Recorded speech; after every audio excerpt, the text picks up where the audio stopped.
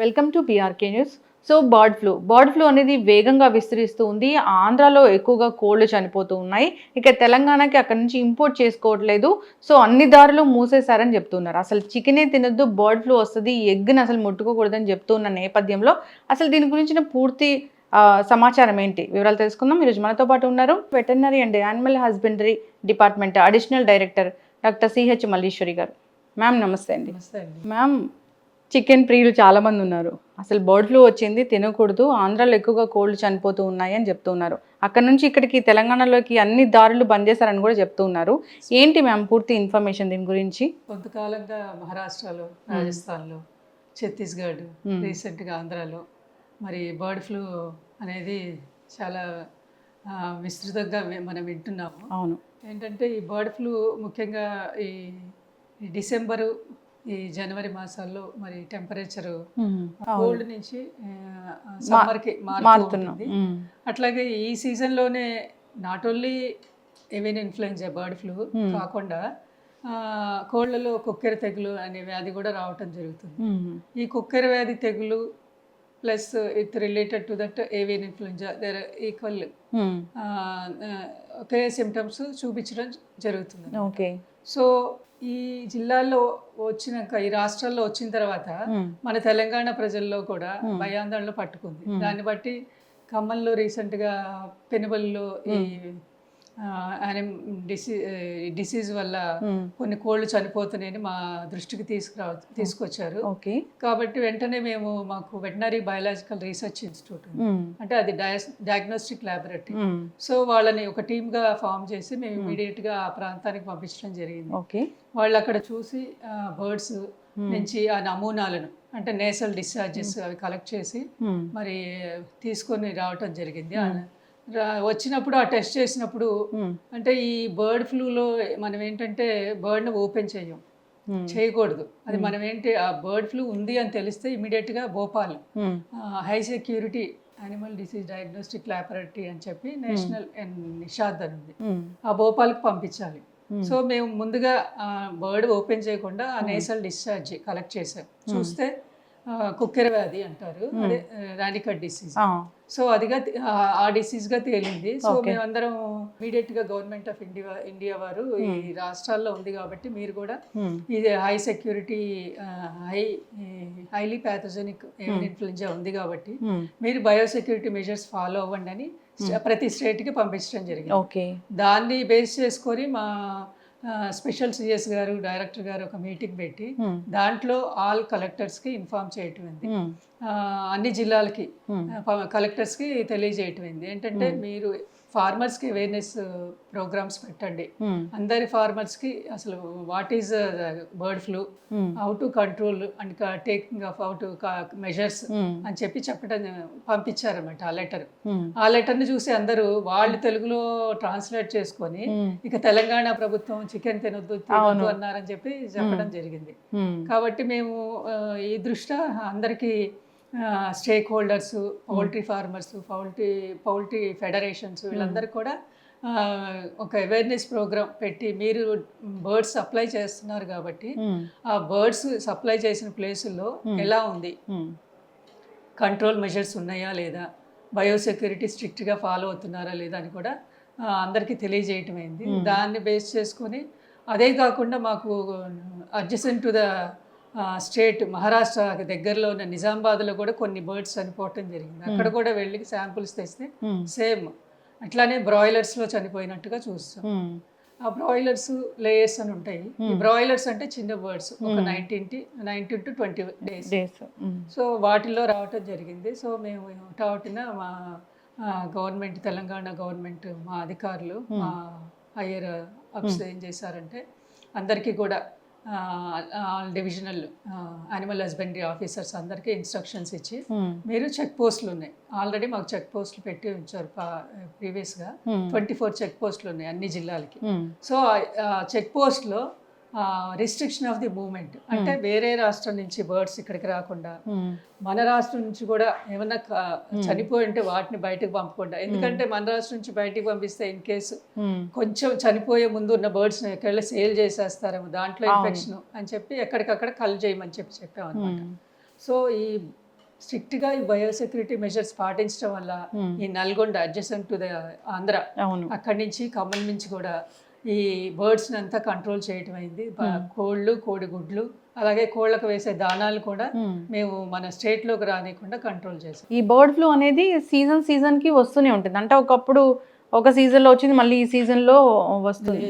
Virus అనేది multiply అవుతూ ఉంటుంది. సో మన దాంట్లో ఇప్పుడు లాస్ట్ టైం తొర్రూరు అనే ప్రాంతంలో రావటం జరిగింది. అప్పుడు కూడా బయోసెక్యూరిటీ మెజర్స్ కల్లింగ్ కూడా చేశారు. కానీ ఈసారి మేము టెస్ట్ చేసినప్పుడు అది బర్డ్ ఫ్లూగా తేలలేదు, రానికట్ డిసీజ్ గానే మేము దాన్ని ఐడెంటిఫై చేసాం. ఓకే, ప్రస్తుతానికి అయితే అది లేదు బర్డ్ ఫ్లూ తెలంగాణ అయితే లేదండి. తెలంగాణ ఆంధ్రలో చనిపోతున్న కోళ్ళకైతే అంటే మనకున్న ఇన్ఫర్మేషన్ ప్రకారం అక్కడ వచ్చింది బర్డ్ ఫ్లూనే కదా మ్యామ్? బర్డ్ ఫ్లూనే అని నిర్ధారించారు, కానీ సర్టన్ ఏరియాస్ లో వచ్చింది. ఓన్లీ వెస్టర్న్ ఈస్ట్ డిస్ట్రిక్ట్ లో వచ్చింది, వెస్ట్ గోదావరిలో. సో వాళ్ళు కూడా ప్రికాషనరీ మెజర్స్ ఫాలో చేశారంట. అంటే ఎగ్ చికెన్ మరి తెలియదు కదా ఇప్పటి వరకు, ఇక్కడికి వచ్చేసి ఉంటాయి కదా, అక్కడ నుంచి మనం ఇంపోర్ట్ చేసుకుని ఉంటాం కదా, అందుకే చెక్ పోస్ట్ అనేవి పెట్టగలిగాం. ఇప్పుడు ప్రస్తుతానికి పెట్టాము, కానీ ఆల్రెడీ వచ్చినవి మనం ఇప్పుడు రన్ అవుతూనే ఉంటాయి కదా మార్కెట్ లో. వచ్చి ఉంటే కనుక మనకి తెలిసిపోద్ది డిసీజ్ అనేది బయటపడేది. ఇది ఏంటంటే 2 to 14 days లో ఇంక్యుబేషన్ పీరియడ్ ఉంటుంది. అవును, ఇన్ కేస్ ఇప్పుడు వచ్చి ఉంటే అన్ని బర్డ్స్ ఎఫెక్ట్ అయ్యాయి. ఎస్, ఖచ్చితంగా మ్యామ్. ఇప్పుడు జనరల్గా పౌల్ట్రీ ఫార్మ్స్లో ఏదైనా కొంచెం ఇలా అనిపిస్తూ ఉంది, వాళ్ళకి ఏదన్నా అనుమానంగా ఉంది అన్నప్పుడు కాంటాక్ట్ చేయాల్సింది ఇక్కడికేనా? కాంటాక్ట్ చేయాల్సింది హెడ్ ఆఫీస్ అండి. దానికి హెల్ప్ లైన్ నెంబర్ కూడా ఇవ్వటం జరిగింది, 040-233-14876గా ఇచ్చాము.